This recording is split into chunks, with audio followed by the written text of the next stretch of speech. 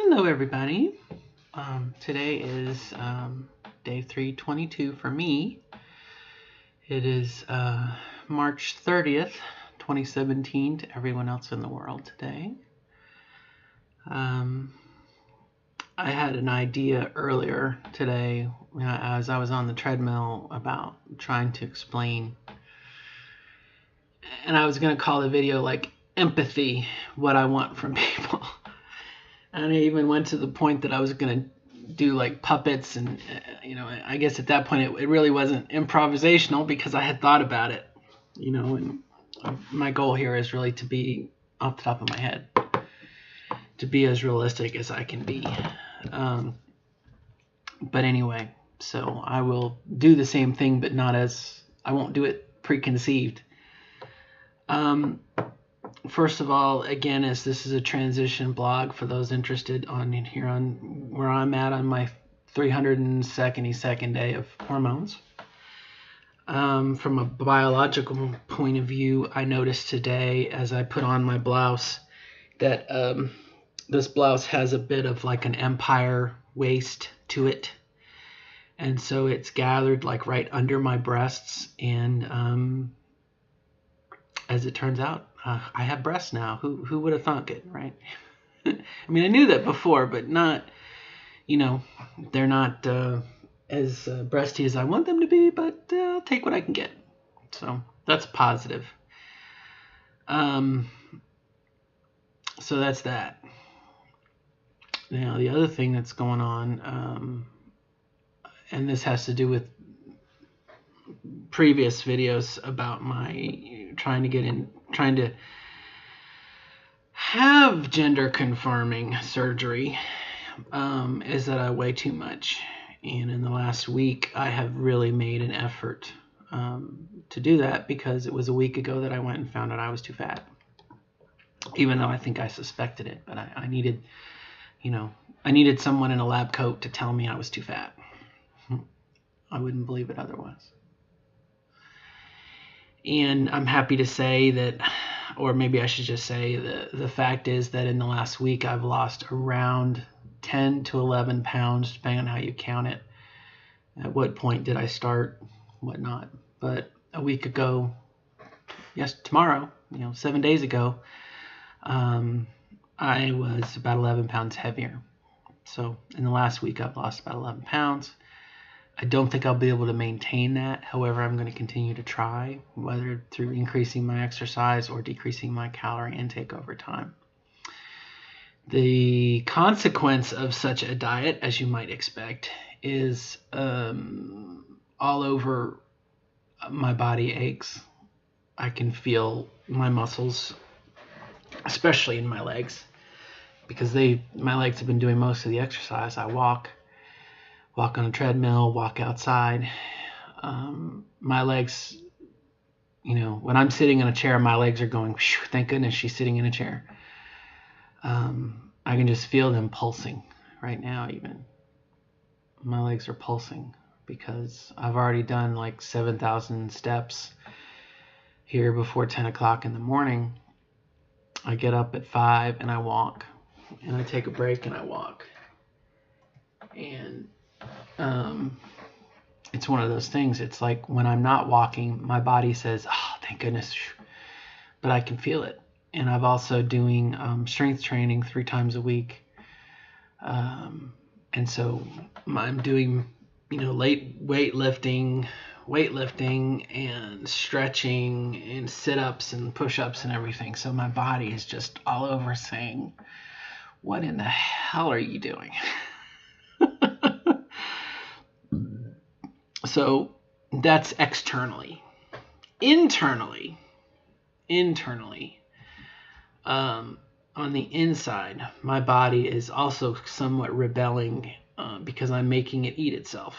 I'm starving my body. I do eat a little bit each day. Right now I'm eating around 1,300 calories, which I know some people do 1,200 calories. I have a coworker at work who did an 800 calorie diet. but that seemed a little too severe for me, especially in light of the fact that as time progresses and I lose body fat, I'm going to have to cut back my calories to continue that loss. So I may eventually be at an 800 calories. We'll see.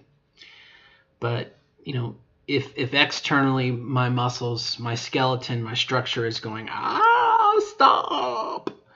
Internally, my stomach is going, feed me, Seymour. Feed me, feed me, feed me. And so, that's been a bit of an internal struggle. External, my muscles are hurting. Internally, my body, my digestive system is going,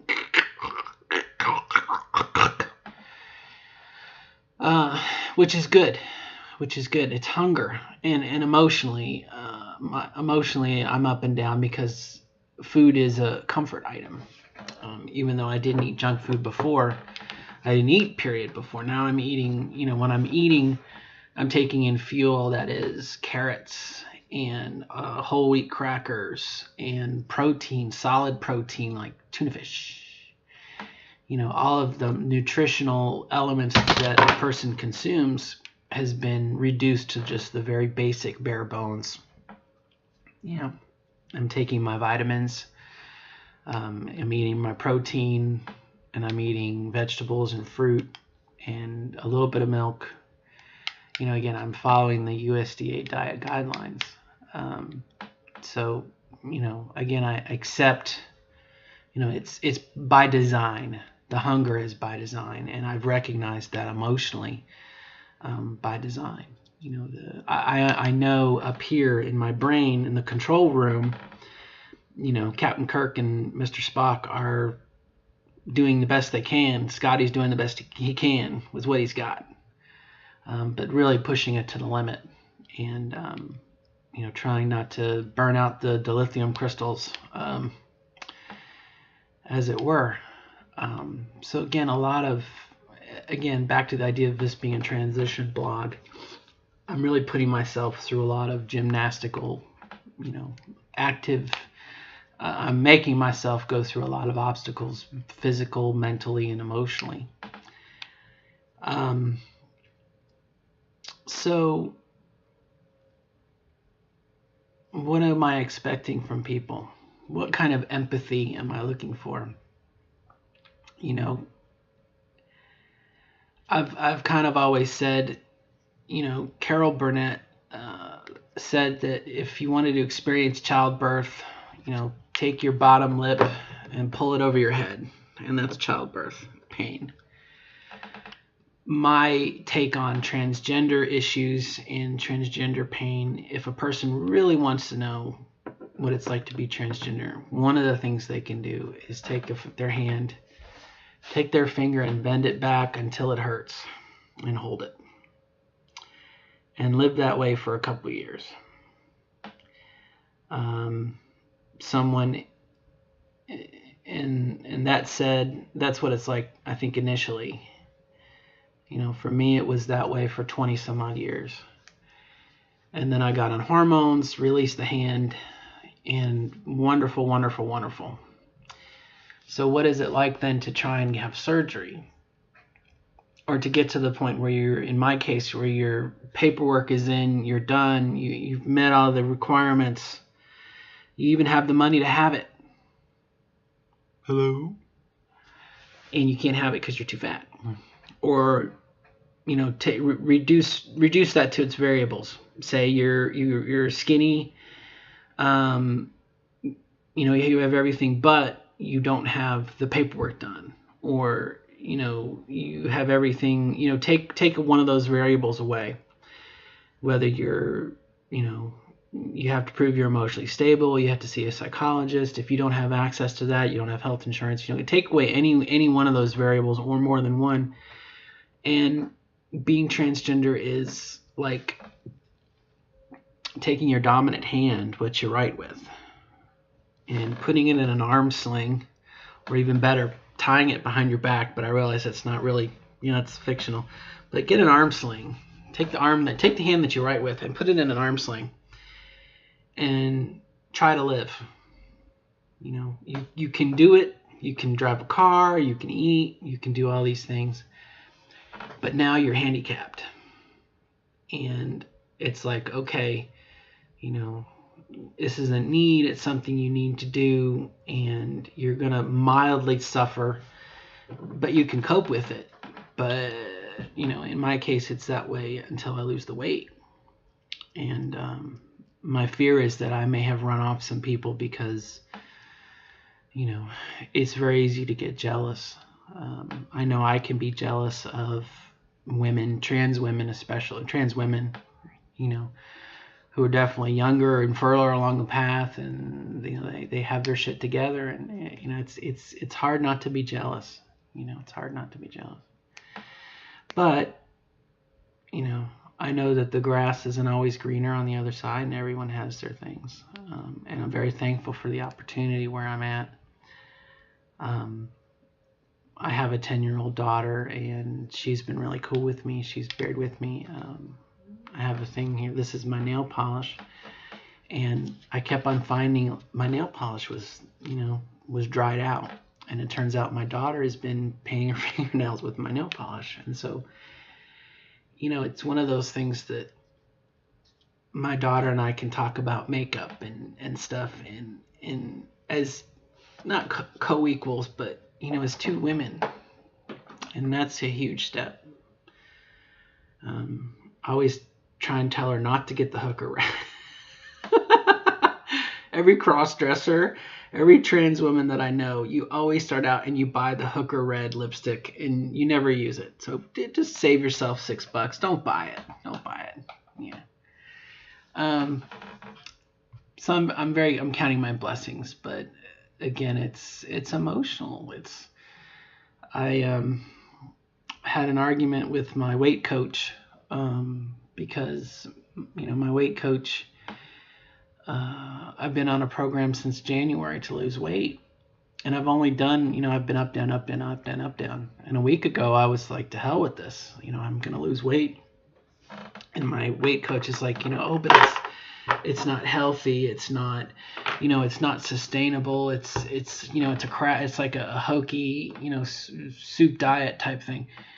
And I had to explain to her that, number one, I don't have a choice.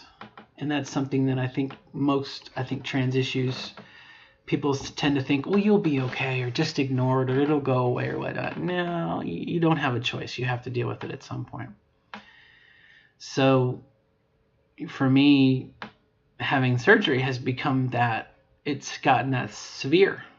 It's I can't wait anymore. I have to do it. And so if someone was to say, well, if you continue along this path, in my case, the extreme weight loss, the rate of it, it's not sustainable.